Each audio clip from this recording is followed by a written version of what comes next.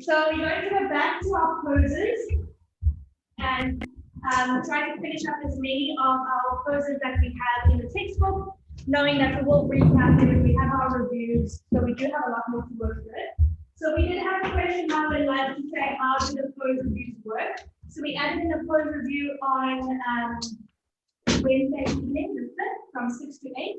So I will split you guys into two groups. I will email you. One group will be from 6 to 7, other group from 7 to 8. And all I'm going to do is I'm going to essentially teach a class, and you guys are going to hold postures, and then we'll just give a cue. So I'll say down a dog, and then I might say use, make your hands wider, do this, and then I'll say step to high lunge, sink lower. So I'll start giving a couple of feedback points of things to work on in your poses. There will be, I think for those ones I'll record them so you can go watch yourself back if you would like to. And then it's a chance for you, because the weekend is off, to just work on your postures in terms of the form. Just making the shape of it. So in your pose overview. Yes. It's a little hard to hear. I'm not sure if it's just me. Can the rest hear? I can hear fine, but it could be clearer. Hold on, it might just be that I started a new Zoom meeting, so I didn't select. Oh, it is selecting the mic. It's always so weird because I speak at like the same volume. I don't know, does it sound any different? It sort of sounds like muffled. Yeah, like you hear the other sound, but it just sounds like you've got one of those like fuzzy microphones next to your mouth. Yeah, it sounds like you have something in front of your mic. Like No, it's right. And if you turn your head as well, then we can't hear. Okay, hold on. Let's just see. I think it's like starting a new Zoom meeting now. It just needs to be. Okay, does that sound a little bit better? I don't know. Sounds a bit better. I think so. I think so. Okay, let's test it out. I'm going to go back there. If it doesn't work immediately, let's. The speaker, does that sound a bit better? Yeah. Yeah. As long as it's Talk a bit more. so weird. I like literally don't change anything. I don't move anything. Now it sounds better. You must just talk a bit more so we can hear nicely, please. Sorry. Okay. How does it sound? Sound fine? Can you hear me? Fine to me. Shop for me. Okay. So I'll lead you guys through a certain sequence. We're just going to work a little bit more one-on-one on things that I want you guys to take back and think of in your practice. Over the weekend, you can review it, and then we've got another couple of pose reviews after that. We do it again, and then we just work to refine. So, but for the final pose reviews, we've got it all down. Okay. It's on Zoom. It's on Zoom. On Wednesday, it's all on Zoom. Okay, I'll email you on Monday with your slots. Some will be from 6 to 7, some will be from 7 to 8. It's just an hour. Okay, so you'll be in 2 different groups. Yes, Ange. How exactly does that work? Sorry, I'm a bit confused about what the pose review is. So it's very similar to what we're doing in our sessions now, except I'll split you into 2. You guys are going to be on your mats. I'll say, okay, come into downward facing dog. And I'll say, Amy, take your feet a little bit wider. Cheryl, can you lift your hips up high? Okay, cool, great. Everyone lift your right leg up, 3-legged dog. And flex your foot, toe point down, no more. Okay, cool. And so it'll be like that, and I'll just watch. Okay. It'll be like a class, maybe we'll just hold poses a bit longer. And you guys will be all right. And when are we doing that, Taryn? On Wednesday. Okay. Wednesday from 6 to 8, but everyone will only be busy for 1 hour. I'll split you guys up. So we'll have one group of 7 and then another group of 7. Okay, and so this is just an extra one that we've added in. So you guys can leave and maybe make notes and say, okay, cool, lunge deeper and lunge deeper in this. I mean, we can also send you guys little like things. There will often be a very consistent theme. So someone might have to always, cool, you need to lunge deeper in almost these poses. You need to focus on wide stance. You need to focus on your arms. And so these type of things generally carry over into a couple of poses too. And you guys can go watch them back. I'll record them if you want to see how the shape changes if you want to watch it. Okay, but it's just a nice, I'd say like a practice round, but it's just the extra one we've added in before the weekend off, so you guys can work on it before you add in more poses. Before you work added more work. This will be one of the Yeah, but this is like we're doing a couple before the final one. Yeah, The final yeah. one's only on the last weekend. Okay, this is just kind of a recap so I can look at you guys a little bit more one-on-one. Cool. Questions? Good. All right, so we're going to start today from, we're going to go down to seated twists. A lot of these have a very similar base. We're going to see how many we can get through today. So I want you to go on to page 90. Okay, so there's a couple of the poses you'll see, especially in this section here, underneath the pose name, it will say not required for teaching. That means it's not in your pose review. So these ones we're going to show very briefly because they're either simple poses or not so much simple poses, every pose has its purpose, but it's more that it's either not taught a lot in a big as a style, or there's not something specific that we need to observe in you, but they're nice to know because you can use them in the sequence. Okay. Okay, so Bharavajasana. So this is pretty much like a kneeling twist. So you're pretty much sitting on your heels, okay? You then move your hips over to one side, okay? So I've got my feet off to one side. My knees are still pretty much to the center, and I'm twisting over towards the bendy side. My left hip is probably lifted and is gazing over my right shoulder, okay? Right, so you're gonna twist over to your left. So you're bending towards, well, I guess you could twist into like a closed twist, but it's gonna feel better twisting towards where the thighs, essentially, okay? And gazing over your right shoulder. Okay, it's very simple in terms of that. You can then go on to the other side. Okay, so you're going to have the one ankle resting in the arch of the other foot. So I actually find if the top ankle is resting in the arch of the bottom foot, you can also just stack the feet. Sometimes one will feel better than the other, but the traditional shape is ankle resting in the sole of the foot. Okay, and then you turn over towards the thigh side. So it's quite a nice open twist. It feels like there's a lot more space because the legs aren't in the way. So it's a nice one to bring into your sequencing as a gentle twisty pose, either in the warm-up or in the cool-down. You're twisting away from your feet. Twisting away from your feet, I mean, you can twist towards your feet, but it's a little bit more restricted. This one is a bit more open because my hips are already moving in that direction. Yeah. Okay. Simple and easy. Any questions about that one? Nice to bring into your sequence if you want to. Maybe you're doing a seated, maybe if you're doing your side crow class, you know, got my knees bent. It's a very similar shape in terms of knees bent, open, maybe something a bit more gentle. Okay. Next we've got Ardha Matsyendrasana. So this is our one of our more general seated twists that we do. So we generally enter it from, well, I guess you can enter it from a couple of poses, but I'll take my one foot over the other straight leg and then tuck that foot in next to the sitting bone. So my bottom leg is kind of in a cow facing pose. Remember in cow face where the knees stack? This one, the top foot is placed on the floor, okay? It's quite compact. For me, I feel my one hip lifts slightly, so I can work to ground through my sitting bone if the hips allow for it. And then I'll inhale, extend my arms up.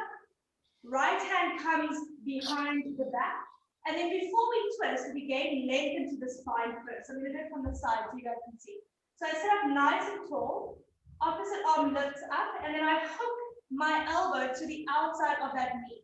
So inhale, sit up tall, exhale, twist. It's quite a big twist. So if the elbow doesn't come to the outside of the knee, I can hug that knee into my elbow. Okay. So there's a couple of variations with it. You will see that it is quite a strong twist, and then this arm is just nice and active. So just active hand. Good. Then you might want to try it out over on the other side. So you'll tuck the one heel closer to the sitting bone, other foot comes across, and that foot lands on the mat. Good. So just pause, Lerato, go where you were there, if you don't mind. What Lerato did now is actually quite nice. I want to show you that now. So she twisted open. This is an your left side, which there's a lot more space there, okay? So you can do an open twist. This is the posture, but you can twist in the opposite direction if you wanted to, okay? You can go in both directions, depends what you're doing it for. If I was sequencing towards side crow, I want to work with that hook and that shelf, because this is what I'm going to need to do later. So maybe I want to do the hook to get that feeling, okay? Can you feel the elbow to the outside of the knee? And then maybe even bring that on there. Can you feel that's what a shelf is like? Great. Okay, so get them to feel what the shelf looks like, maybe in a posture where they are hooking that elbow. So all I did was I just hooked the elbow there, and then I can do a little lean and release, and come back. And then maybe just a nice little open twist to ease. We all know the fun thing where if I'm twisting to my open side, open twist, lift my hips, spin, drop my opposite leg down. I'm twisting on the other side. Did we get that? Should we give that one a whirl? Okay.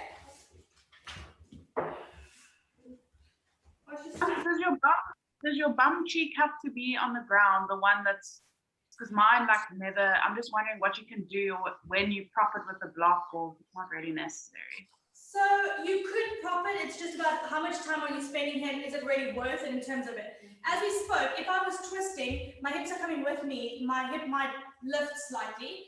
What's a variation of this, which is one I often practice, is I do kind of like a half Matsundrasana, where I have the bottom leg straight, and then I do a twist like this, and now I get both sitting bones down. So as soon as I extend my bottom leg, it's an easier variation of it, but it is sometimes more accessible to people who struggle to sit cross-legged. Maybe there's a bit of restriction in the hips, and now this is like my knees are up here, all right? So by simply extending the bottom leg, as we did with most seated postures, you can always prop yourself up on a block of foam if you're going to spend a sufficient amount of time here to justify that. And then take a twist. Okay, so this is a modification, and this is the full twist. Feels totally different.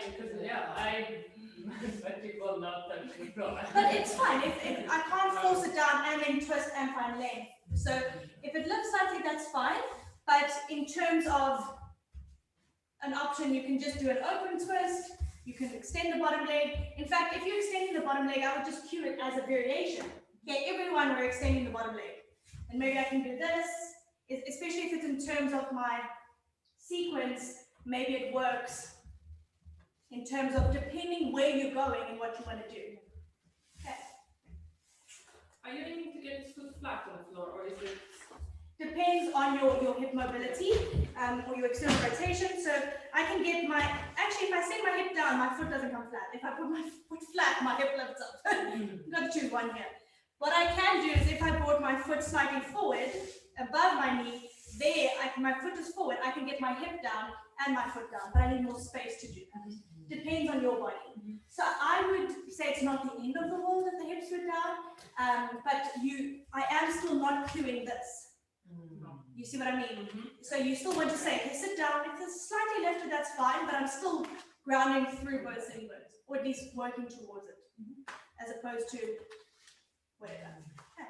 But it depends what you're doing it for. Really nice for twisting classes, great when we are doing sequencing for the twist, but also as a general spinal warm-up, and also at the end of a class to wind down. It's quite nice. Okay. Can you show us that? Okay. So for those who want to do the spinny with me, we're going to step our right foot over our left. So have your right foot on top. You go towards the open side. This works for Gormukhasana as well. You go towards the open hip side. Okay, so we're going to go towards, so you're going to have your right foot in front, so swap it around. We're going to go towards our left side.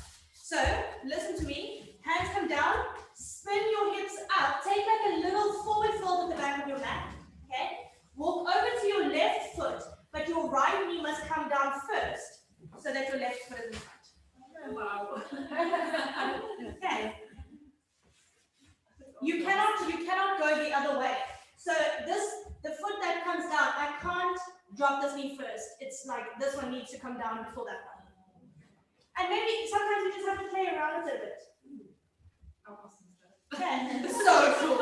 And students love it. It's like yoga for the brain. Yeah. Okay. So same thing works with Gomukasana, cow face pose where the knees are stacked. Okay. So twists are really, really nice. Once again, any twist you allow the hips to come with you. Okay. So you kind of work that into the body as well. And we show the different variations where you can either hook the elbow, you can grab and hug the elbow, or you can do a nice open twist.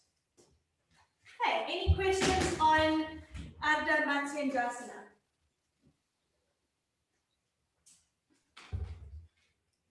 Cool. All right, so as you see, the next one is Ardha Matsyendrasana 2. So this is a similar twist, but done with lotus pose, okay? So as you see, you've got your left leg straight, right foot comes into lotus, and then you take your right hand to that foot and you twist open towards it, okay? If you are happy in lotus and your hamstring flexibility allows for it, you can go for it. But we've spoken a lot about lotus, and so we've spoken about half lotus, and so this is just adding a twist into it, okay? It's also one that's not required for teaching, so we're not going to spend a lot of time on it. Chances are you're probably going to use seated twist more often than the previous one. Okay.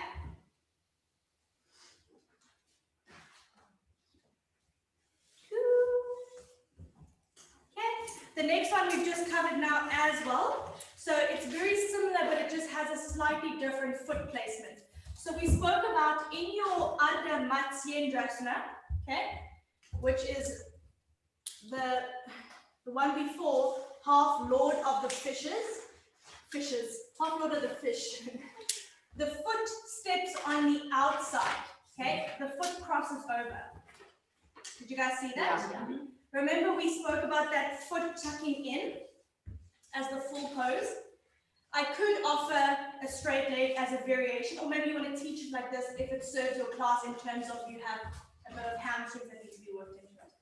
For Marichasana, it steps on the same side, okay? It's nice to have a slight little gap between your feet and your foot, and you're twisting over towards the bent knee, okay? So just like we did in our seated crow, it helps to kind of get the body out of the way. Right hand behind the back, and you take the same twist in terms of you can hug the knee, or you can hook opposite elbow to the outside of that knee, nice active palm, gaze over your right shoulder. The bottom leg is straight. You see her, she's taking her arm slightly further back. You can have it nice and close to you. The hand behind you kind of helps to help you sit up nice and tall. And so it's a different variation, but also really helpful for the hook. Okay.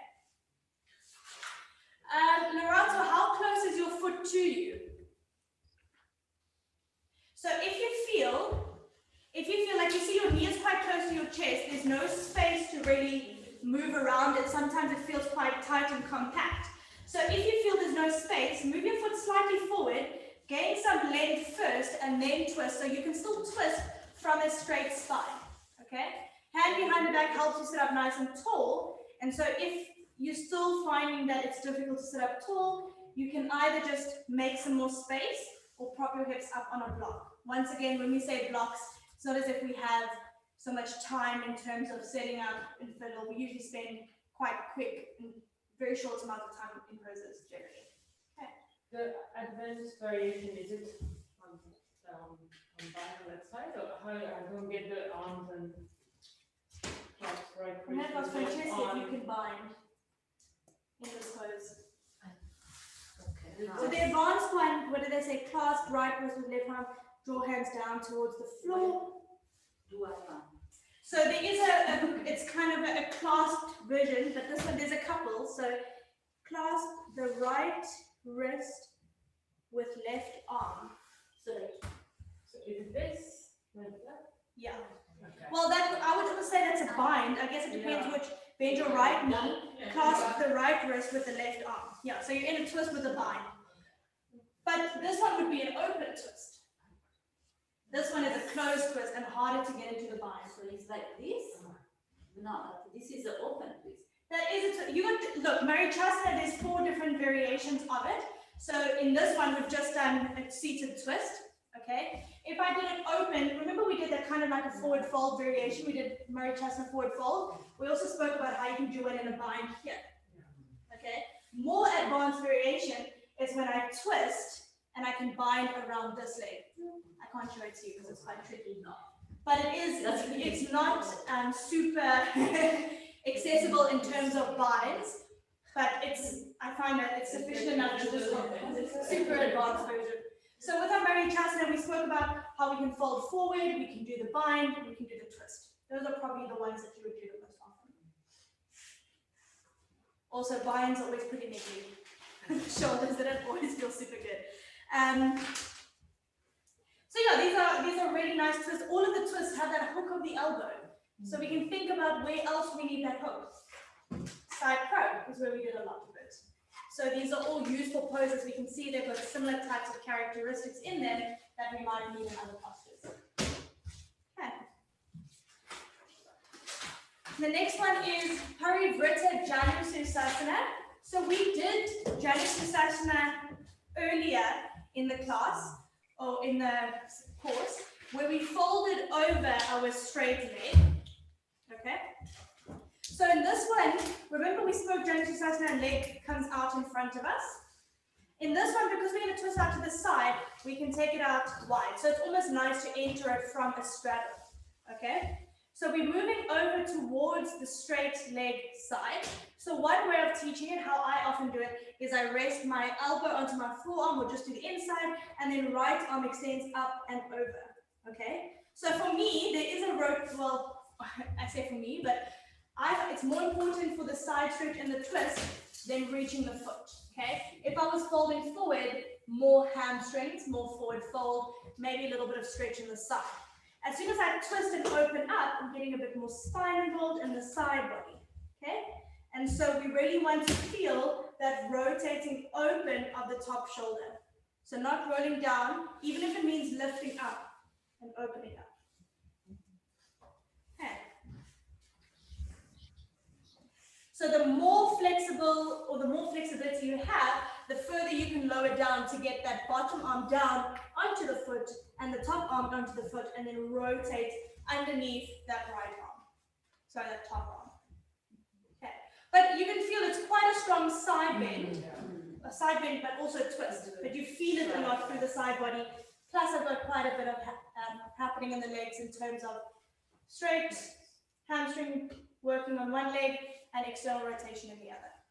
So this is really, really nice in terms of general side body mobility. So if I was doing, let's look at the class we did this morning. We did a Janusirsasana, and then we went into a side plank.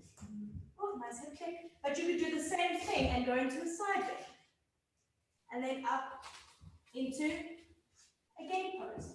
So if I wanted to do some general spine movement, you see how I'm folding forward, then I'm rotating up, then I can do a twist. So if I was doing some back bending class or twisting classes, all types of general mobility feels kind of good. Okay, so it's more important to get the chest open than holding the foot. Because the reason why we're doing this is in terms of getting that rotation happening. Did everyone feel that? Did we feel that? Big side stretch, really nice to do in classes, and they feel really good. Yeah. Is it bad to do, when you stretch yourself doing it like this? Because my boyfriend does this, and he always does this, and I always tell him, don't do that. He always does this. But I always think it's bad to do it. Guys, just listen to Evita, she's asking a question. Yes, I don't know, but Yeah. I've been talking nonsense to you. No. So Evita's saying, will someone get hurt if they do it like this? The short answer, if it doesn't hurt them, doesn't mean anything will hurt them. He's obviously fine doing it. Yes. But this is giving me a little bit more forward foot. I'm not getting the twist. This, look what's happening in my spine there versus there. This is to get into the side body, a little bit more of the rotation. That's why I'm doing this pose. If I was doing this, I might as well just do that. It's kind of like a middle between them. So when you're teaching your students, it's really nice to be specific on we're doing it as a hamstring stretch or we're doing it as an open chest rotation. It's nice to instruct them to say, either way is fine, but we're doing it this way because this is what we need that stretch for later. I love that John Shasasana into the side plank. It's my favorite. Yeah, and it's so nice and flowy. It feels, Yeah, so- it gives you so much. You can do forward fold, you can do So twist, nice. and then side plank, and then come over and do something else. I mean, you can even move straight, and it depends how you're on your mat, but it gives you a lot to move around with. Yeah, really cool. A nice way to move from seated to kneeling. So start thinking about how am I going to start linking my poses together. Cool. But I'm sorry, in the term of sequencing, this one will be our, will not be transition. You know, we have that 15, This 12 pose. to 15, Yeah. like 12 to 15 pose, and after we need to have transition, like this little sequence that you did now. Yeah. Is all like So- pose or it's transition? It's like so very confusing for me. So Francesca is asking, is this a pose or is this a transition pose? Depends on the peak pose you're choosing. Okay. So for example, if I was doing Vishvamistrasana, which I cannot demonstrate for you, but Vishvamistrasana is kind of like a side plank like this, but I'm holding on my hand, my top foot I'm holding here, it's off the floor, okay? So as you can see, if I just look at my upper body, you see it's very similar to what I was doing now seated, okay? So if I was doing, Is that not extended side angle? my foot's off the floor. Oh. Can I send you guys a photo on the group? That's why it's like, I'm gonna have to send you a photo. I think there's one of the It videos. is, of those yeah. videos. Why would I? Basically the split. Sorcery. Flat. So it's a side plank with top leg lifted. So if I was doing that pose, this could be one of my prep poses because I'm getting a hamstring stretch and I'm getting that feeling side body. It might be one of my early prep poses, but this stuff would be flowy in between. Okay. So one of them can be one of the prep poses depending on is it applicable to the pose you're choosing? And then the rest of the stuff is fillers that's going to help you move between them. Okay. So it will make sense when you choose a 12 to 15. So Francesca, I've got the same thing. So what is a pose and what isn't The a transition. So remember, prep poses and transition poses, it depends on the peak pose that you have. Okay, there's some poses that are always going to be transition poses, like downward dog and Tadasana, because it's probably going to be downward. I'm very well.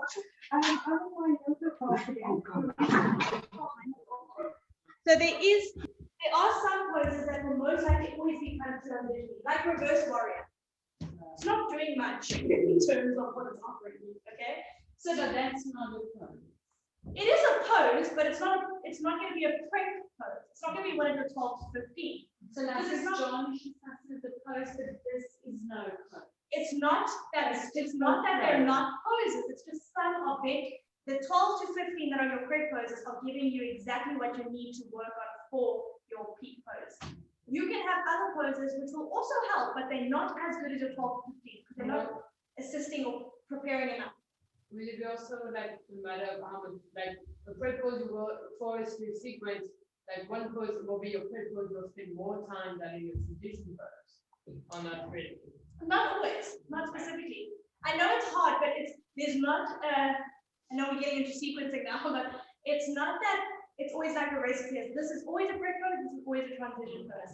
In your sequence that you choose, you're going to choose 12 to 15 prep poses that are going to give you, it's going to tick all the boxes of what you need for your prep pose. You can add in other poses too, but they're not going to be, those are like your non-negotiables. They need to be in the class in order to prepare the body. The rest is to bring in a little bit more general movement. And we do it that way because it helps you understand how do I get there. And I guess the difficulty of your peak pose, like if you're not doing, if you're doing an intermediate or an easy pose for a beginner's class, then, you know, maybe side plank could be a prep pose. Side plank could be a prep pose in some cases. It could also be a transition in some cases. Yeah. Once again, it depends on the class. But I promise you, when you start analyzing because you guys are still doing your analysis, once you've analyzed it and once you choose the 12 and 15 poses, it will start to make sense. So once you go through the activity and Catherine will say, this one does, this one doesn't, maybe think about this, whatever feedback she gives, it's going to help you understand it. So don't worry about figuring it out for now. When you do the assignment, you'll figure it out.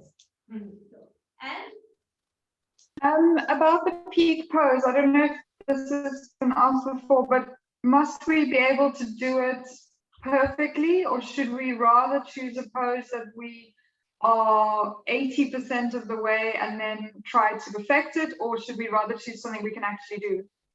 you don't have to be able to do it at all. Remember, I said not at all, but of course, this is going to help you to do it too. So you won't be teaching this sequence, or you won't be showing it to us of sorts. It's a written assignment. But if it's a pose that you haven't quite, I say mastered, but I mean, look at what we did yesterday with dances. Everyone got into some form of expression of dances. We didn't have our foot on our head, but doesn't mean it's not full dances, right? So I would say if you're up for the challenge, choose something you can't do, because it's also going to teach you a lot about maybe why you are struggling. What do you need to work on? So it's nice to sometimes choose a pose we can do because we're learning to understand it, but you don't have to be able to do the pose in order to even teach it. Or, you know, you just need to understand it. So I would almost say, take a bit of a challenge. Why not? Because we're here to help you with it, right? So you might learn way more than you bargained for, which is great. Okay. Cool. Any questions on the seated twists? Wonderful. Really nice for warm-ups, really nice for cool-downs, generally. Okay. Moving on to page 96, we've got seated core asana. Okay. There's one. There's one pose. It's Navasana. Okay. So we did Navasana this morning. We did it alternating between Navasana and seated crow. Okay. We also touched on how you could do seated side crow. So if we look at Navasana, this girl's doing a beautiful Navasana, so she's nice to watch in the book.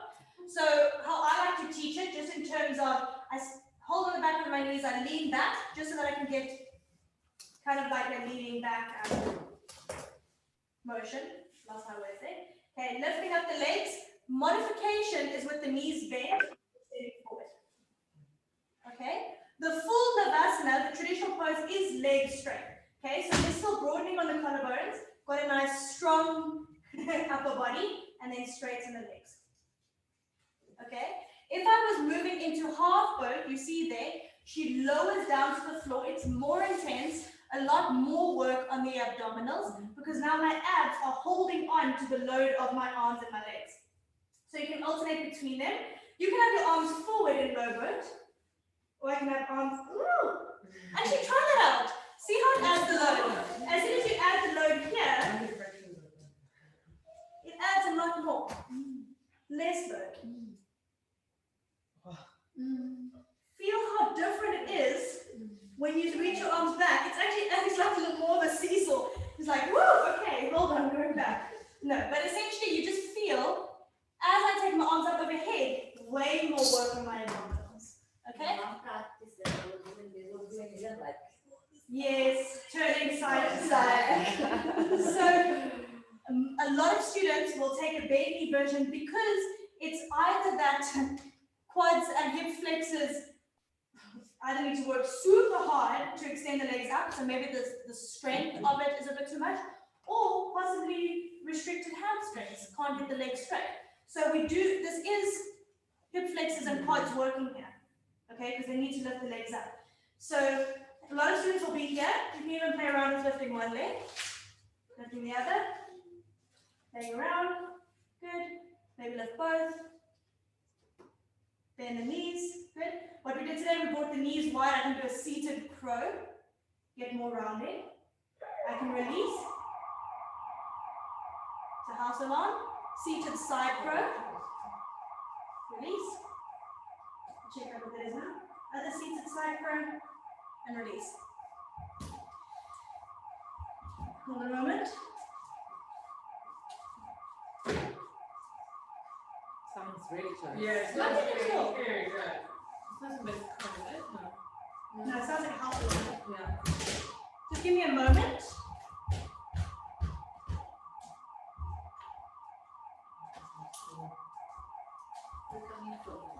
That sound is coming up there. Yeah. I didn't know there was another rehearsal, but there must be something behind it. Let's hang out for a moment. If it goes in for another 5 minutes, I'll message on this group and see if they know what's up. Okay, let's get into boat pose.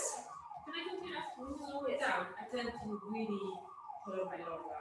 Yeah, so when I lower down as well, I do tend to kind of like really round, don't want to hold on.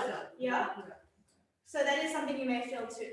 So let's do regular boat pose first. What I want you to feel is that if you can, still feel it broaden through the collarbone, find a little bit of a lift into the chest, so not completely rounded. Okay, let's start with the bent knee version. What did we do yesterday that made you flex so sore today? And we did all the quad stretches. Nice. Extend your arms forward there, Lorato. This is just because that's what the pose looks like. Okay. Palms facing one another. Good. Now I want you to keep that in the upper body, lift the chest, straighten the legs. Okay, maybe if it's challenging, straighten one and then the other. I know it's hard by the time. Good, nice, and so she has to lower down a little bit more to get the legs up. And then from here, slowly lower down into a half boat. Just extend your legs down to hover off the floor. Push your lower back into the mat. Okay, come up. Good. And then step your feet onto the mat. How did that feel? Do you feel your core? Where do you feel your core more? In half boat or in regular boat? Half boat, okay? So when I'm here, my hip flexors and quads are working really hard to lift my legs up. As soon as I lower down, my core's holding on because if my core prevents me from falling back. Okay, so the more that I lower down, the more core work it is. Okay, so I come up, it's also quads and hip flexors working here. Okay, so we can do this in yoga in terms of just general core work. It's nice to bring in, I mean, if you were doing TT Basana, you were doing firefly, and you wanted to bring in some hip flexor work, like maybe doing seated kind of variations, especially with arm balances where you need to squeeze and really make that compact shape. Our quads, hip flexors, core kind of work needs to work quite hard on that. So in some of those arm balance shapes, it's really nice to do it in seated and lying down. You can even do figure 4 Kalavasana. Okay? Different poses. What other arm balances have we got? We did TT Basana. Okay, TT Basana lying down. Your TT Basana seated. There we go, got it. It's quite hard. But you can do it lying down too. And if you roll back, just make it part of the class. And flow. Yeah, but you can feel it's really strong to have the legs straight there. So you can do it lying down. In fact, lying down would probably be easier in terms of really getting that push. And then squeeze your heels, your toes really down, try to make yourself compact, come up, seated crow, foot, twisted. So you see we've got a lot to work with lying down and seated, doing our arm balances in different shapes. And so in fact, it's so much nicer lying down actually. Okay, have we got that for both poses? And we saw today we can do twists there too, so there's a lot of variations we can do. Cool. The next one that's in the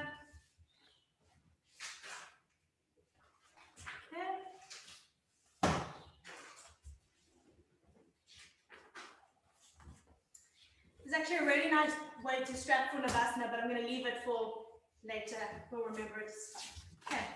So when we're doing, okay, the next one is not really required for teaching. It's very similar to what we did in our Warrior 3 class. Remember we did Warrior 3 lying on our back? So you just kind of really ground through the spine, legs extend. So this will be, even if the knees are slightly bent because of hamstrings, you'll kind of be in an L shape, all right? As soon as I extend my arms up overhead, it requires a little bit more work in the mid-body. And then what we did is we started to hover one leg, maybe lift the arms. And so we're doing Warrior 3 lying on our back, but it becomes a little bit more cool. Okay, so you can start lying down the L. You doesn't have to do it. We felt it twice now in the class. But you can just feel how even doing poses in other positions work different parts of the body. when we do it on our back, we felt, oh, okay, works the core quite a bit. When we did it standing, you guys said, oh, it feels like it works the back quite a bit because my back's working to keep my hands up in the air. So we can still work the shape in different positions and get the idea of where to go, but it feels very different. Okay. This morning we also did kind of like eagle lying on our back with little crunches. So you can do eagle crunches lying down. Also another way that we've taken one pose and done it in a different way. Okay, cool. Any questions on that? Good. Okay, let me have a look. Okay, cool. A lot of these ones are not required for teaching, so we're not going to go into them as much because it kind of falls into what we're going to chat about in the arm balances with regard inversion, with regards to a lot of pressure on the neck.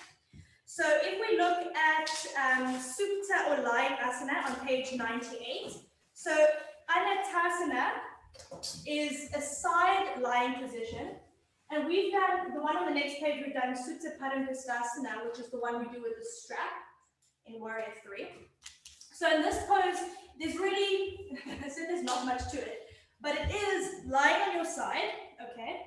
The left foot or the top leg's going to lift up. I need to externally rotate that leg to bind my big toe. So it's kind of a hamstring stretch, little bit of my adductors too. You can hang out here. It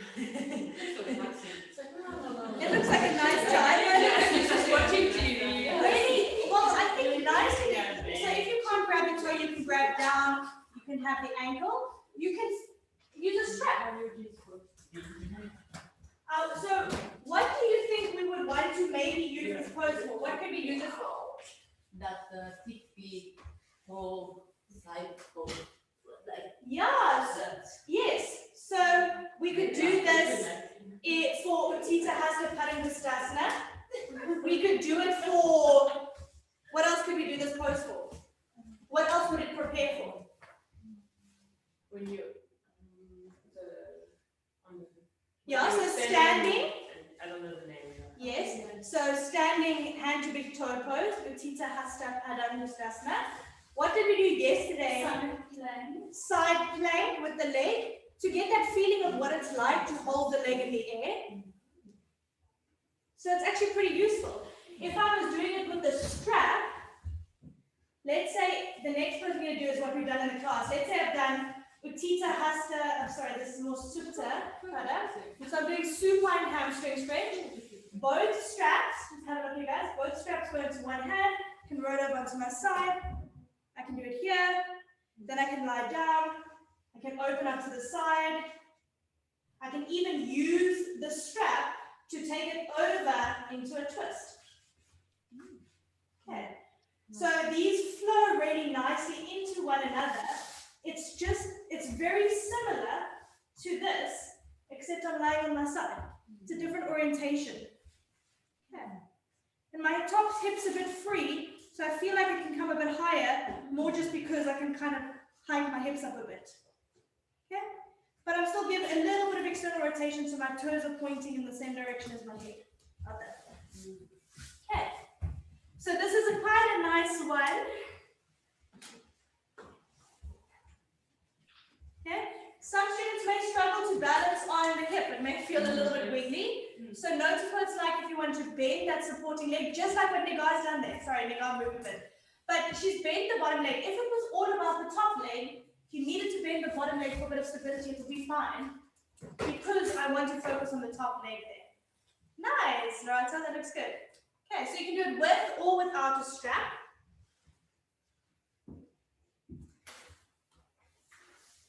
I just want to see the variations here.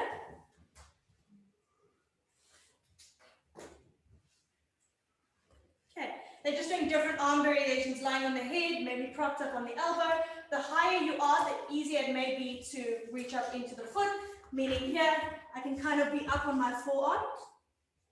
Okay, or I can be lying flat. It does feel like I'm lying on the head. Okay, but it is quite useful in terms of what you're using it for. It can be quite good. It's just a different way. Kind of for me, it looks like I'm doing like triangle pose lying on my side. And then on the next page, it's kind of like we can do that Supine with leg out to the side, which is a similar shape lying on the back. So it's same poses in different positions. Actually, this one, that you show that you're going down, could use it for a half revolve, half moon. Yeah, why not? She's lying on the side here. So she said if I'm holding the foot and I can take it out in front of me. In yin yoga, we have a pose like this, which is called cat pulling its tail pose. I don't make this stuff up at all. So it's kind of like I've making hamstring adductors. I've moved it across the body. I'm really getting through my outer leg here, which is what we do feel in twisted triangle and revolved half moon. And I might want to do a twist here. I can do a quad stretch if I need it for some reason. Maybe I'm doing revolved dancer. Dances is where I just, instead of holding with the open hand, I hold with the other leg. So, we do dances like this. Maybe I'm doing dances like that. Okay, it's just different ways. It's not the traditional way, but of course in yoga, there's always a variation of something. But just to show you, that's great, taking that leg across. So if you were sequencing for it and you notice that's what you need, cool, I'm gonna move my leg there because still a yoga pose, I've made it applicable to what I wanted to use it for. And it helps my body get there. Okay, all good. So Supta Padangusthasana, we did this one in the class. So you lie on your back. You can do it with the support of the strap, or you can do it, you can do it with the strap or an active one. So we had holding the foot, okay? If flexibility allows for it, okay? My bottom leg is straight out in front of me, so it's like I'm just lifting one leg up, okay? If I use the support of my strap, maybe if my hamstrings were slightly more restricted and generally feels a bit nicer, okay? I can release and make it active, okay? Top foot's active, maybe bottom leg too, all right? I can also reach up, grab my foot, let it come down slightly, and eventually maybe work my foot down here, kind of doing splits on my back. If hamstrings allow for it, and move more, so pull your knee down towards the floor, so almost like I was doing splits lying on my back, if I was working towards splits. I have a question. Because, for example, I'm on one side of my good hamstring, I can do the split. Yeah. But I am so far when I bring my leg up that side, but it's the same movement. Is it just because the gravity and I'm not strong enough to pull my leg towards me? No. So Lily's asking, so she's saying you can do splits on one side, Yeah. but then when she comes to lying down, she can't get it as far. And that might just be this leg, it can be the fact that you still have your back on the mat, is a whole different orientation of it. Because it sounds like the exact same movement. It does feel like the same movement, but if we think about splits pose, I'm not coming into splits pose from here. I'm coming in from here, and I'm a little bit more upright in my back here than lying on my back, where I'm in more of a rounded position. So it's more like coming in, it's a bit more rounded as So it's like, because I can lay myself over my front leg. Then I'd maybe say something up in the back leg. It's not that something's wrong. Our bodies also respond differently in different positions. Because it's a question I've been asking myself for a long time, because I'm so very comfortable in the split, but there, to get it, I'm like. Would you mind showing us, if everyone can see on the mat, just so you guys can see? Like this side. So just do, lying, if you have to do it. I can do it, and I can kill it. Okay, so if you guys have watched some of the splits videos, or you guys know your anatomy, so did you see her back hip externally rotated? Okay, because it wanted to go, it happened naturally, okay? So now notice when you lie on your back, do you allow the same thing to happen in your bottom leg too? Because Okay, but you're stopping that hip, right? yeah. Okay, so the bottom leg is staying neutral, right? It's not going into extension, that's fine, relax your head down. So if you look, if she's lying on her, if she's seated and going into splits, she's moving into extension and the leg back behind her. This leg is not going further down because there's a floor. Okay. Oh, it's because, okay. Because that bottom one is fixed. So that's probably your hip flexion and your hamstring. That's as far as it goes. But then when you come into splits, the back leg moves more than what it does here. So it's just the floor stopping you. There's nothing wrong with it.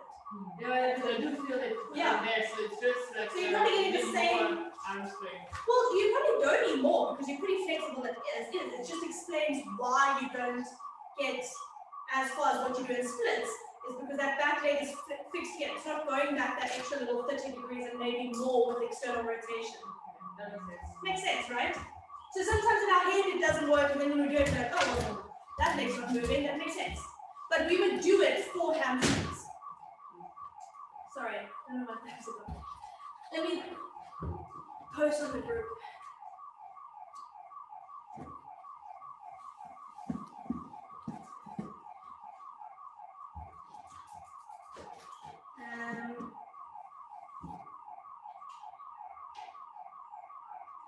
Yeah, and alarm going off.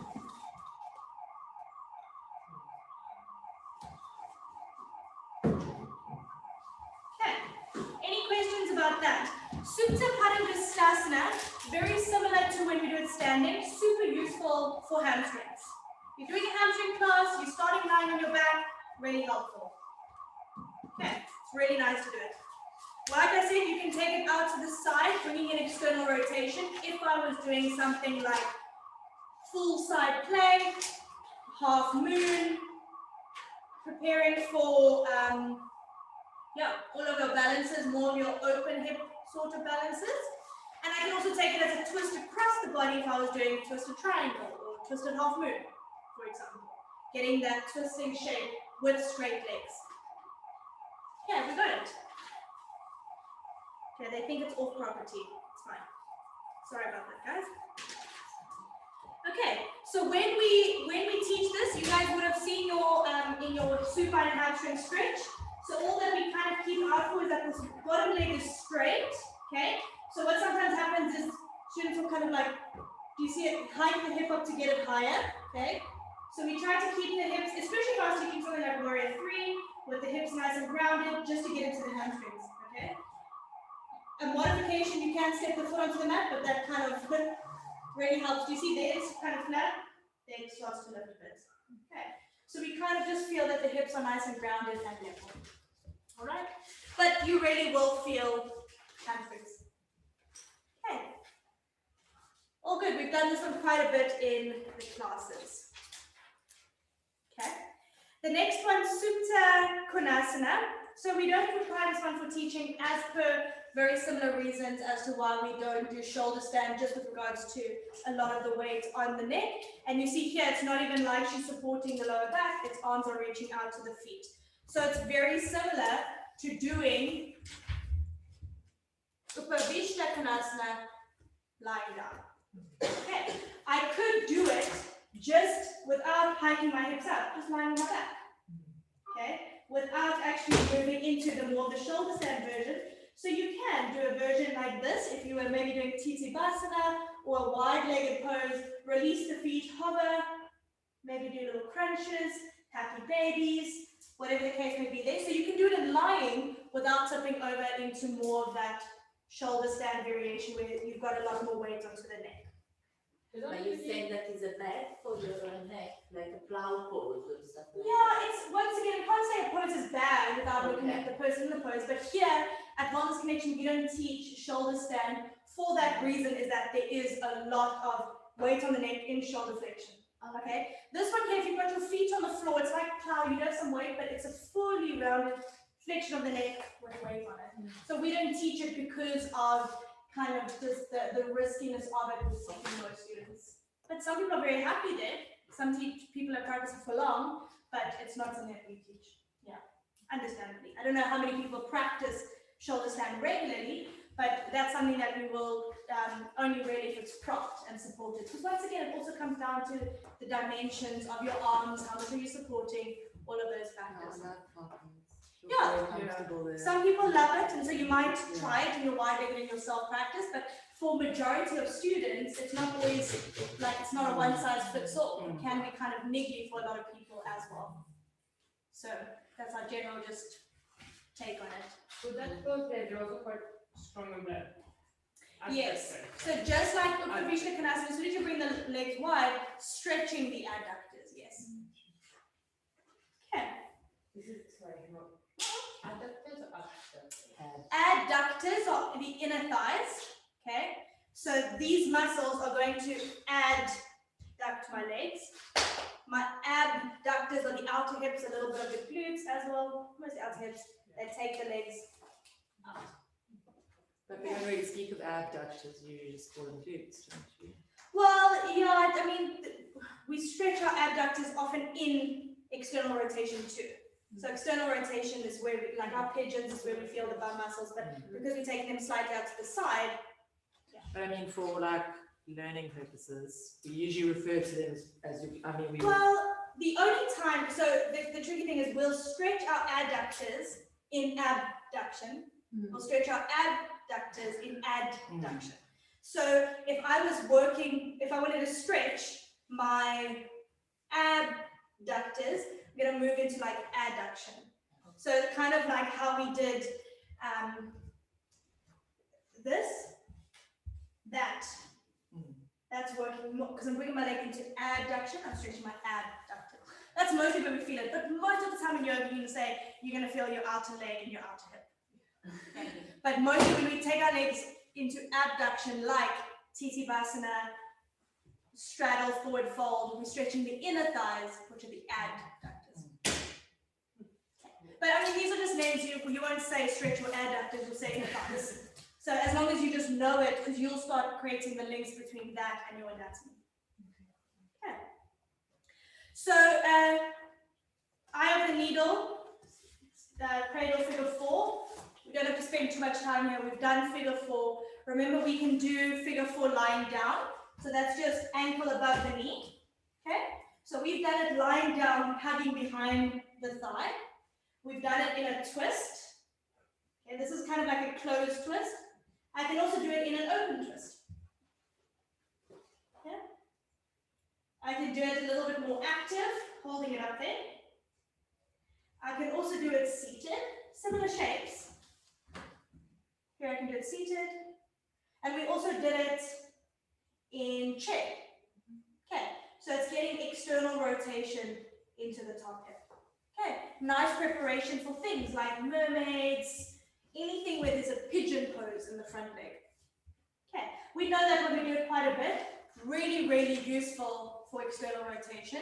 So if you can weave that into some of your poses, can be really beneficial. Okay. This morning, we did Happy Baby and Nanda Balasana. Okay, so just to show you, you see there, she's just kind of holding the outer edges of the feet. That's generally how it's taught, but once again, it is more about getting the knees down. So it can be restorative for some. For some, it's not really that nice because it can be quite restrictive. It's a little bit of, it's working knees to chest, so we're bringing the hips into flexion. And by bringing the legs wide, you may feel a bit of an inner thigh stretch. So how I like to teach it is holding behind the knees, get the knees nice and wide, and then grabbing the outer edge of the feet, okay? By bringing my elbows to the inside as I do it, I just find it helps guide my knees wider.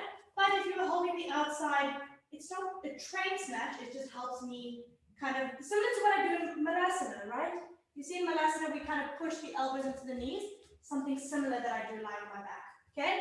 Do you see my tailbone kind of lift slightly? Okay, I can draw it down, but I'm not going to get my knees as down. It's one or the other for me, okay? So if it depends what you're doing it for. If I was lying here, I can straighten my legs. Okay, can just hang out here, and I can also just hold a little bit further down the ankles. Okay. Every class I've ever done, they always say to me, make sure your lower back does not lift off the mat. Why do they do that? I think it's more of a preventative cue for safety, because they don't want excessive rounding in the lower back. But unless it feels painful or discomfort, it's not a problem for me personally. But if you prefer to have the tailbone, then you might have to hold further down and know that your knees may not come as down. So as long as you understand that that may be the case, if you want your back to be flat, then you just know that maybe that might implicate the person another way, which is also fine, if that's the reason why you're teaching it. If I wanted to get my foot behind my head my tailbone is gonna have to lift. I can't do it, but if I wanted to, all right, my tailbone will lift because I need to be in a lot of rounding to get my foot behind my head. Okay, any questions about Balasana?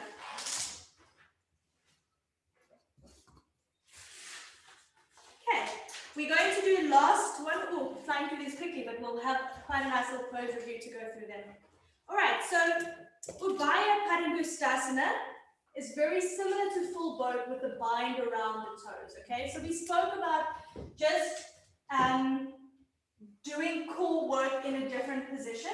So this one, because I'm holding my legs, it's a little bit less work in terms of my core and my hip flexors because I'm holding up, all right? So I'm still gonna do the same little rolling back, straightening my legs up, lift your chest, look up. Maybe you feel, but if my hamstrings are limited, the knees will have to bend, okay? It's a lot of balance. Just feel that you're giving a lift into the chest. You can also take your feet wide. Okay, I see there, what Veronica's had to do is hold the ankles. So flexibility doesn't allow for it, doesn't allow for it. You could use a strap, of course. We can use strap at any lengthening. I just want you to feel how different it feels. I would rather, instead of holding it around, I'd rather say bend the knees, find a lift into the chest first.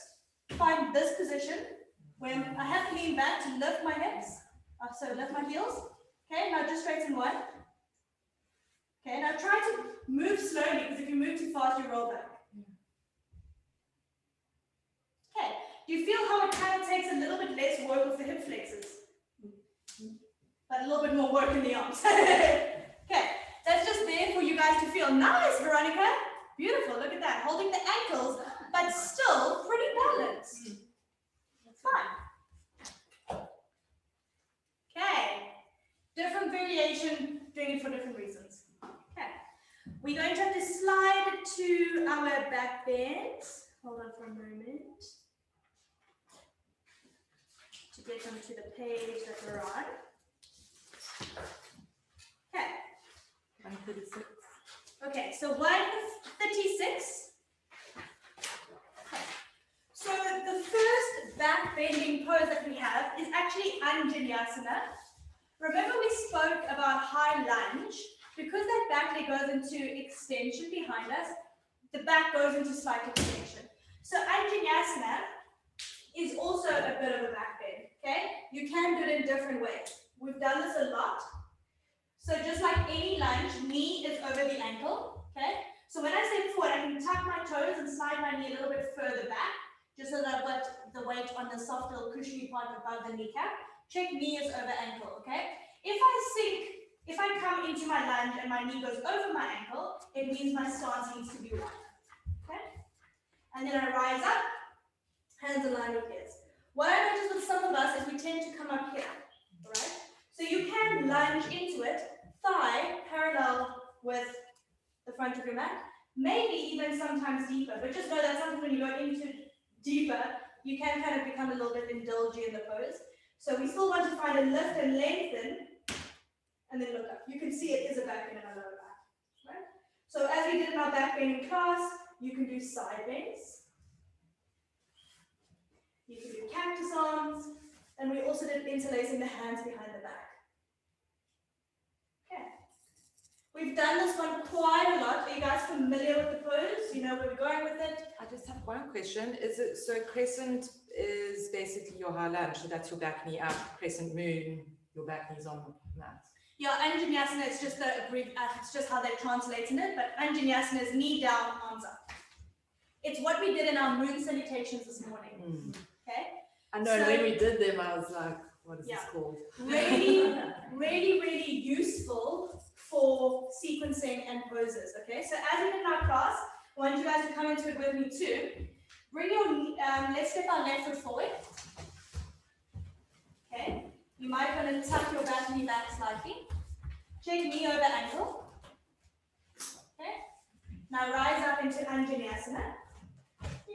So as I lean forward, do you feel you get the hip flexors? Yeah. So Nagar, see what happens when you bend into your knees, so really sink into the lunge quite a bit better, yeah? And then your upper body comes up, that's what makes it a back bend. Now you lean slightly forward, you move more into the lunge. Good.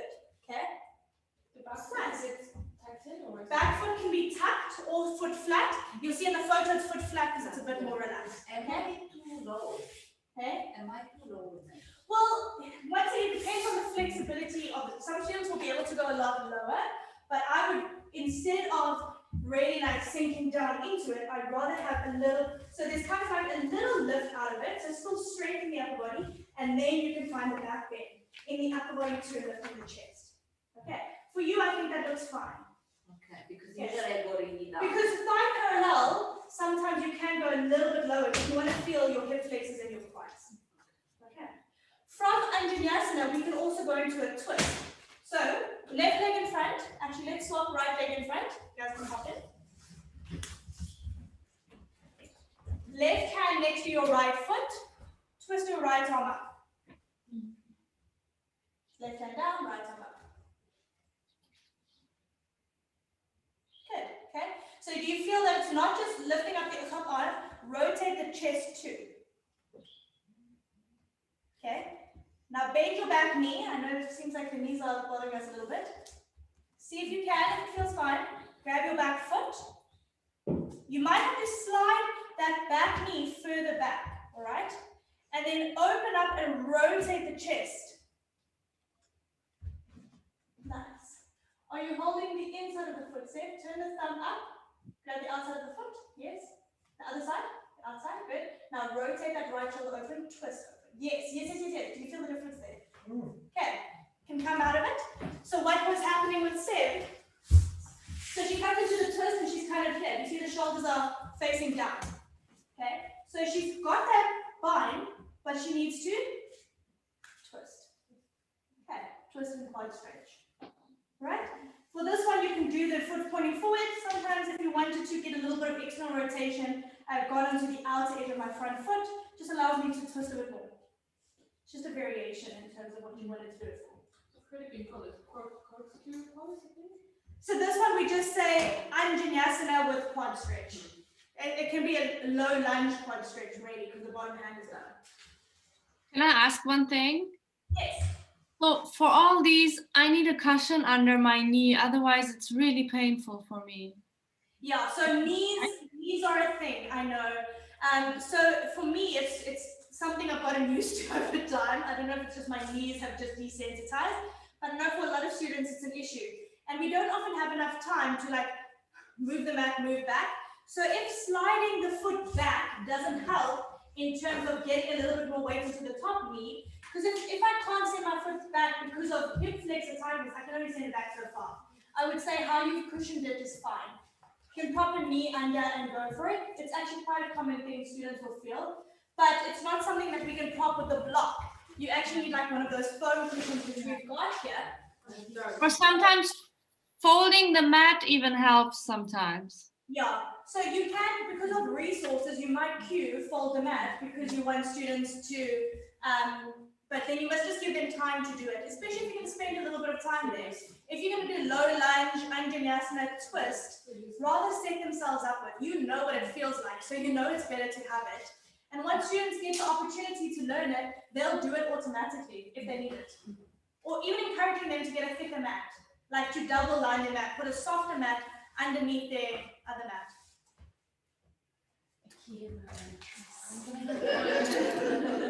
Okay, so just as we showed, I've got quite an upright version. So I'm still in my lunge, but I'm a bit more upright. I can take it more into a back bend. I can even lunge a bit more, all right? I can do a kneeling twist this way. Okay, I can do a twist this way. And I can do a quad stretch. Okay, so there's quite a lot I can do in terms of my low lunges in Anjaneyasana. You would choose the variation that's applicable for you. If you're doing a back bend class, do a back bend. If you're doing a twisting class, maybe do a twist. It'd be nice to go to half splits from here. Low lunge to half splits, but then in our half splits, we teach knee over the ankle. So from here, half splits there. So leaning, half split. So really nice transition too. You can come kneeling into, this is more low lunge because my hands are down, half splits. Maybe I do a twist in my half splits if I was doing reverse triangle or something. Okay, so There's a lot we can do with it, and there's a lot you can play around with, depending on the side. You know, this pose is really nice to do just for general lengthening on the side of the body and side stretches, especially for back bends where we want all kind of general mobility in the body. Okay. The next few ones I'm going to do together.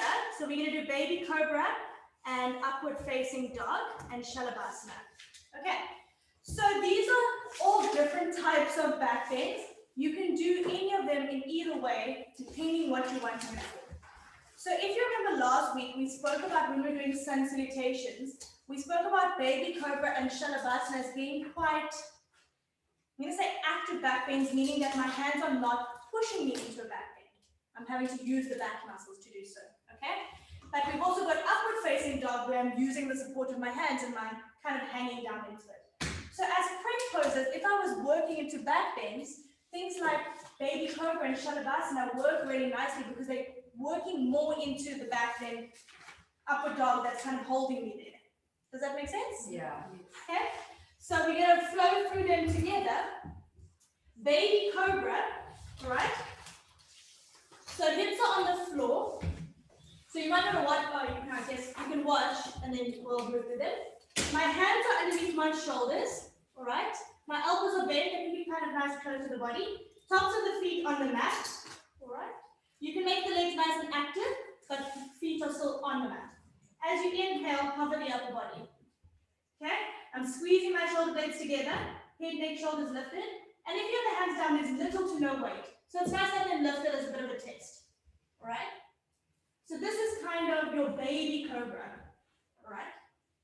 I can take cobra a little bit higher with some support of my hand, keeping my hips on the floor by lifting up about here. Okay, I'm using my hands, my elbows are bent, I'm squeezing my shoulder blades together, broadening through my collarbones, but my hips are still grounded. You feel that, okay? So that's what we've got on page 139 here. Do you see the girl on a page 139? The girl in the pink on the left, do you see how high she can lift, but her hips are still grounded? But she's using some of her arms, there's still a bit of back work there. But if I hold here, more work, the more I use my hands, the less my back has to do it.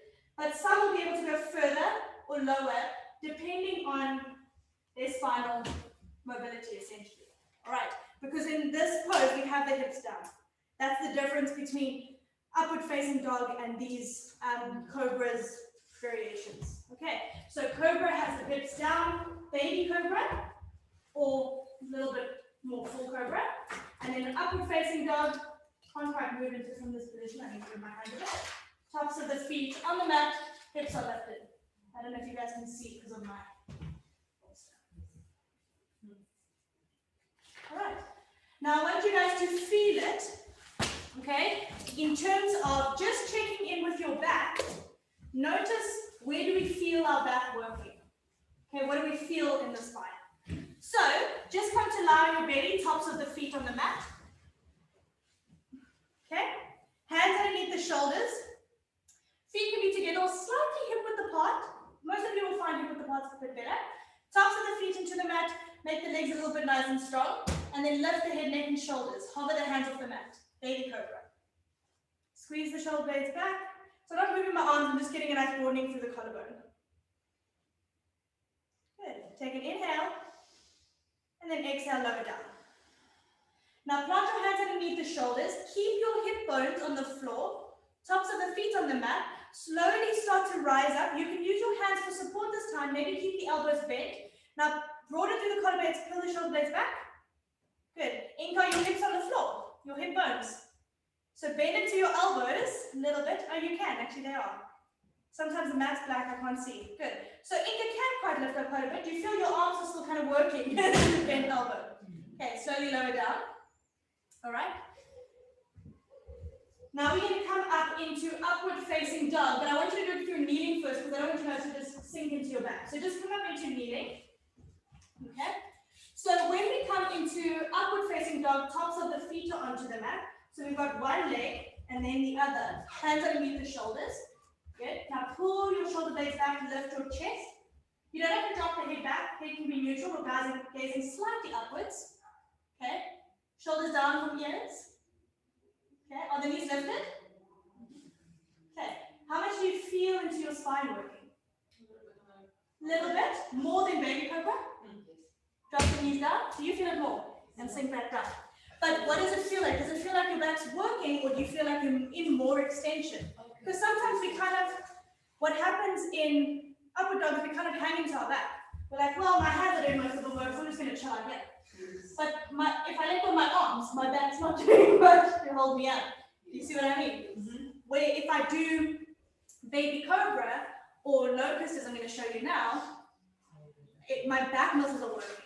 Okay, so upward facing dog is fine as a pose, but in terms of preparing the spine, doesn't do as much as some of the others. That's what I want to say. Okay. But it does a lot more for the legs. It works, I mean, it works your quads and it works your, I mean, straight arm strength to hold yourself up. If you're holding it long, I mean, in our vinyasa classes, we go like, chaturanga up, go down. We don't spend much time there. But a lot of students can kind of sink into their lower back. So it is also about finding a little bit of strength into it. So if I was doing a class, how we covered our chaturanga down to the floor, baby cobra, tuck your toes. You can either push down or you can do a nice down dog. Okay. If I was coming forward, And then what's hanging cobra? hanging cobra is very similar to down upper dog with the toes tucked. Oh, right. Kind of influence from Budokan. Okay, a bit nice in terms of transitioning, but traditionally, yeah, legs working really hard, quads as well. Okay. So you're just feeling out the different variations. So you can teach your sun salutations with any combination, like slow, lower down, baby cobra, pushing back up. Okay, remember, if we're doing back bends, we don't want to kill the back with back bends. So that's why we've done them in things like Anjaneyasana, cactus arms. We've done warming of the shoulders and side bends. So we've warmed into the back without doing back bend, back bend, back bend. Okay, let's do one more and then we can chat. So we're going to look at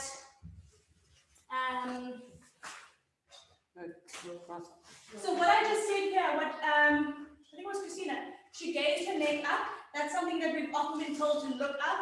You don't have to if it doesn't, it feels kind of scrunchy in the neck. So you can just have a slight gaze upward or look ahead. It's whatever, I would say, whatever feels fine. Well, it's been told to start with your forehead on the floor and then not move your actual head. So that it doesn't- Yeah, so you can, as Lily's saying, you can gaze down at the floor the whole time if that works fine for you too. Okay. Shalabhasana. So Shalabhasana is locust pose. So this is where the arms and the legs are lifted. And once again, different variations with different load. Right. So if I look at the picture there, all right, what we've got is lying on the belly, legs lift, arms lift. All right. My shoulders are moving into extension. Okay. Broadening through the collarbones. My hips are moving into extension. Feels different because I'm in a different position. Okay, so this is locust. If I take my arms further forward, I'm adding load. So I can do it forward and I can do it here. This is more intense on my back. This is easier. Okay, all right. Let's feel it out. Let's lie on our backs. Oh, sorry, lie on the side. Arms along the side of the body, palms facing down. Okay, so forehead will be on the mat preferably. I know it feels a bit funny. Okay, feet together or slightly hip width apart if that feels better for you. More traditionally it's together, but for some of us that feels a bit sticky. As you inhale, lift your legs, lift your head, neck, and shoulders. Float your arms, reach your fingertips back. Ooh. Okay, hip bones. Yeah. Okay, lift just your upper body. Sweep your arms into the sides. Sweep your arms forward in line with the ears. Do you feel the difference? Okay, sweep your arms back once again. Do you feel your glutes working? Yeah. Okay, lower back down. Place your elbows on the mat. Okay, forearms parallel. Elbows underneath your shoulder. We did this yesterday, Sphinx pose. Okay, what what's nice about the Sphinx pose, I've got spinal extension, all right? It's a gentler one, but it's got my hands in a nice forearm shape. Okay, so let's say if I wanted to tuck my toes, lift my hips, move into a little forearm plank, okay, and then lower my hips down into a Sphinx. Okay, bring your right forearm kind of diagonal or parallel to the front of the mat. Bend your left knee, grab a hold of your left foot. Okay, so kind of doing a quad stretch into this is kind of like under Bekasana, front pose. But if I was doing a back bending class, I can get spinal extension and I can get a quad stretch, and it feels nice. Okay, you can release, move it to the other side. So for a lot of you guys who are doing your back bendy poses, this can be a quick pose depending on the sequence or the pose that you've chosen. And release. Okay, any questions about the back bend we've done? Oh, so as you can see, Shalabhasana is super effective in terms of working the back. Right? So think of that when you guys start choosing your poses as to, and now when you do them, notice what's working, what do I feel, which one do I feel is more effective in terms of warming me up for the poses. Doesn't mean that you don't have to do the others as prep. So you might do your locust pose and then still do a baby cobra in your sun salutation, but maybe you choose locust as one of your prep poses and your baby cobra is just a transition in between. You see how that's coming together? Because locust is more effective, possibly, in what you need for your pose. Okay, just want to see what else we've got here. Okay, did you see here on page 142? All right, that's where we did half frog. All right, so we did it on our forearm. You can do it with the straight arm. So very similar to what we did holding the back leg. All right, there is a variation if you can just gaze at Francesca because you did it so beautifully. So when she held the back foot, she spun the elbow up, fingers curled over the front of the toes. All right, so that's just how she's moved the forearm into your Bekasana pose. And that's half frog. Half frog, yeah. So it's just another variation you can do for quad stretching and back bending, especially if you're going to spend some time lying on your belly, spend some time there. So if you're going to do locust, maybe you want to follow it up with that because while you're on your belly, you might want to do one or two poses. Did you say more on diagonal? Yeah, so it can either be diagonal or parallel. I find diagonal, if I'm going to reach back, is a bit more helpful. Yeah, but either one is fine in terms of what you want to use it for. Okay, I think we'll leave the next ones for next time. It's actually just bridge. Actually, pretty much just bridge, which we covered yesterday in wheel, essentially. So it is something we're familiar with and we've all done it. Okay, but we'll run through it on Wednesday night as well. At least we've gotten through 95.5% of the poses. Cool. Any questions? A little bit tired. No, we very tired. A little bit tired. No, we very tired. Okay. Any questions online?